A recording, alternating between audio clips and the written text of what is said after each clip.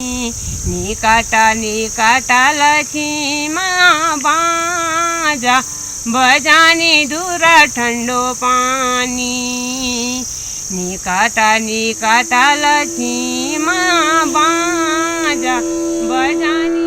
What we are doing to the forests of the world is but a mirror reflection of what we are doing to ourselves and to one another. The highest mountain system in the world, the Himalayas, stretches in a 2,400 kilometer arc of up to 300 kilometer width. At its base is the world's largest alluvial plain, one of the most fertile regions in the world, and the breadbasket of India.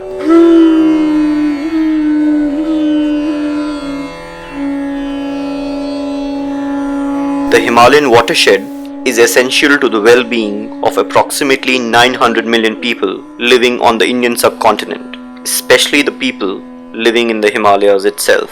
Each year, between the months of June and September, the monsoon brings with it rainfall varying from 75 mm in the parts of Kashmir to 5000 mm in the northeastern states of India. It is well known that much of this rainfall is caught by the Himalayan forests, which supply the foothills and plains with a continuous source of water throughout the following seasons. तो जमीन एक तरीके से मातृ संसाधन है. हमारे लिए उस जमीन के 2-3 तरीके के रूप आते हैं. एक वो वाला रूप आता है जो हमारी व्यक्तिगत मिल्कियत की खेती की जमीन के रूप में सामने आता है. एक दूसरा रूप उसी जमीन का जंगल के रूप में आता है जो हमें अतिरिक्त और संसाधन देता है, जो हमारी खेती के लिए, हमारे पशुचारण के लिए, हमारे कुटीर उद्योगों के लिए और हमारे इकोलॉजिकल संतुलन के लिए, जो खास तरीके से हवा का, ऑक्सीजन का, पानी का. जैसा हमारे वर्ल्ड रिपोर्ट ऑन माउंटेन्स जो आई थी जिसमें ये कहा था कि पानी की मीनारें कहा था, water towers of 21st century modern civilization करके. तो हम उसमें जोड़ना चाहते हैं कि पानी की मीनारों में सिर्फ आप ग्लेशियरों को मत देखिए, बर्फ को मत देखिए, जंगलें भी पानी की मीनारों को बनाती हैं, क्योंकि जंगल जो है वो हाइड्रोलॉजिकल रिजिम को कंट्रोल करती हैं, बारिश के पानी को नियंत्रित करती हैं और एक आर्द्रता जो है, जो एक नमी है, उसको धरती में बनाए रखने में और कुछ स्पीशीज तो बहुत ही बड़ा रोल उसमें अदा करते हैं. अगर उत्तराखंड का ही मुद्दा आप लें तो उत्तराखंड का जो पूरा जीवन है उसके केंद्र में वन है. अगर वन है तो खेती है, अगर वन है तो पशुचारण है, पशुपालन है, अगर वन है तो कुटीर उद्योग है, अगर वन है तो आपका जो पानी का रिजीम है, जो आपका चारा है, जो आपका टिम्बर है मकानों को बनाने के लिए जिस लकड़ी की जरूरत है, जो जड़ी बूटी है, उसके बाद जो रंग है, जो रसायन है, जो रेशा है, वो सब का सब आपको जंगलों से मिलता है. जंगलों के साथ हमारा सांस्कृतिक रिश्ता भी है, जो अरण्य संस्कृति बार बार कही जाती है. हमारे देवताओं का वास वहाँ होता है, हमारी जाति यात्राएं वहाँ जाती हैं. हम लोग उत्तराखंड के संदर्भ में बार बार कहते हैं कि हमारे कुछ गीत ऐसे हैं जिनके लिए जंगलों का अनुकूलन जरूरी है. जैसे न्योली जैसा गीत है, उसको आप सिर्फ गहरी पातल में, गहरे जंगल में, डीप फॉरेस्ट में गा सकते हैं. तो ये इतना जो सघन रिश्ता है जंगलों के साथ, वो ये सिद्ध करते हैं कि जंगल हमारे पूरे जीवन के और इवन हमारे मनोविज्ञान के केंद्र में है. With the depletion in forests in Himalayas, many previously perennial hill streams are now running at very low levels. Being a young mountain system, the Himalayas are subject to significant amounts of erosion. The once dense forest cover of the Himalayas help maintain a shallow layer of topsoil by increasing its water retention capacity and reducing surface runoff and soil erosion. Due to the lack of water retention, the agriculture is also hit in the region. The underground spring yields have also decreased, leading to an overall shortage of water in the region. To mitigate these issues, extensive plantations have been carried out by the local communities with the help of Himalaya सेवा संघ and it's partner organisation.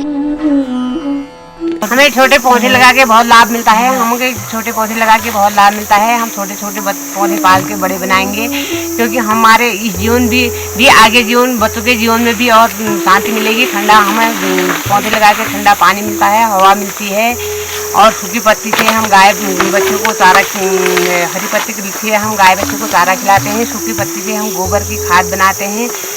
और हमें छोटे पौधे लगा के बहुत लाभकारी मिलती है। ठंडी हवा मिलती है। कौन कौन से पौधे लगाए? बाँज के लगा रखे हैं, ब्रांच के लगा रखे हैं, और दुधिल के पेड़ लगा रखे हैं, और कीमू के पेड़ लगा रखे हैं, और पया के पेड़ लगा रखे हैं। पेड़ हर प्रजाति लगाते हैं। हमें हर प्रजाति से लाभ होता है। Due to the impact of human disturbances, this region has been heavily exploited, not only in terms of forest degradation, but also depletion of other natural resources. Broadleaf species, and especially oak, that is locally known as Banj, by far is the most significant victim of degradation in the Himalayas. जहाँ पर बांज के जंगल में आग लगी, लोग बांज के जंगल की आग को बुझाने के लिए गए, क्योंकि वो बांज के जंगल का इकोलॉजिकल रूल समझते थे। बांज के जंगल से उनको कृषि के उपकरण बनाने की लकड़ी मिलती है।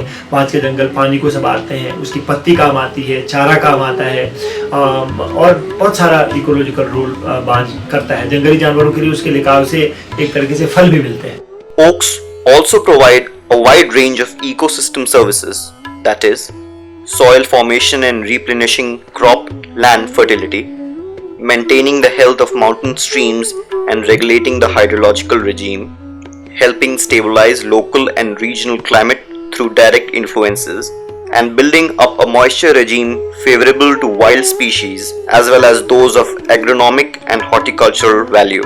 सुनाड़ी ग्राम सभा की बाबरी वन पंचायत में यहाँ के महिला मंगल दल के सहयोग से 2000 पेड़ लगाए, और सुनाड़ी वन पंचायत में भी 2000 पेड़ लगाए। तो ये पेड़ों से एक तो हमने बांज, उतीस और कोयराल के पेड़ लगवाए, जिनसे कि गायों को, जानवरों को चारा मिलता है। और गांव वालों को लगा कि हमारी ज़मीन में लगाएंगे तो हमें भी इससे फ़ायदे होंगे और हमारी गायों को साल भर चारा मिलेगा, इसलिए उन्होंने पूरा सहयोग से इसमें काम किया।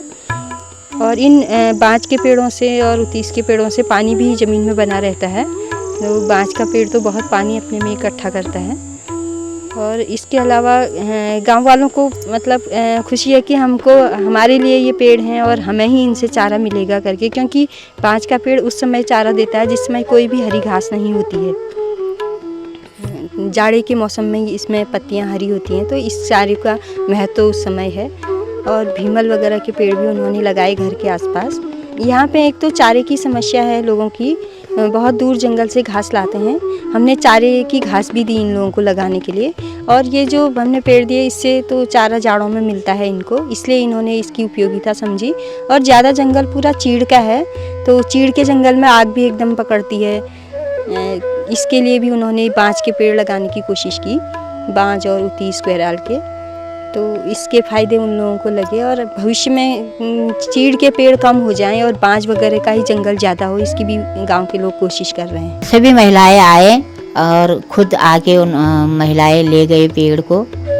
महिला हाट द्वारा हमें वो पेड़ मिले, और हम वहाँ जाके सभी महिलाएं इकट्ठे होकर वहाँ पर हमने गड्ढा खोदा और पेड़ लगाए। पेड़ लगाने के बाद अब जब हमारे गाय बच्ची वहाँ जाते हैं तो कभी हरी पत्तियाँ चुगते हैं, और हवा पानी अच्छी मिलती है हमें वहाँ से।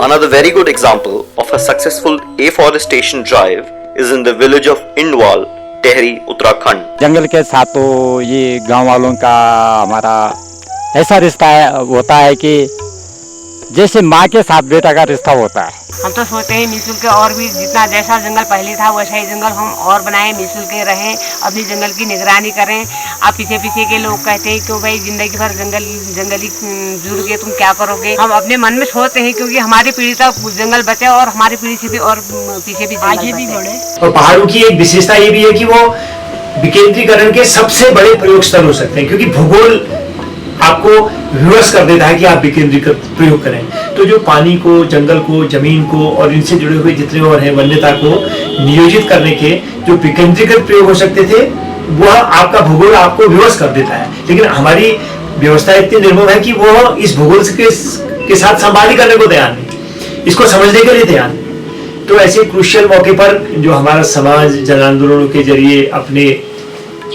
रचनात्मक कार्यों के जरिए जो चीज़ें प्रस्तुत कर रहा है, उसी से वह नया रास्ता निकालेगा, और एक दिन शायद वो हमारी सरकारों को इस बात के लिए विवश करेगा कि वो जनमुखी और संसाधन मुखी और एक तरीके से प्रकृति मुखी ऐसी नीति अपनाए। और जैसे गांधी जी ने अपनी एक मशहूर उक्ति एक जमाने में कही थी कि पृथ्वी माता के पास हर एक मनुष्य की जरूरतों को पूरा करने के लिए पर्याप्त संसाधन है, लेकिन एक भी व्यक्ति के लालच को पूरा करने के लिए उसके पास संसाधन नहीं है।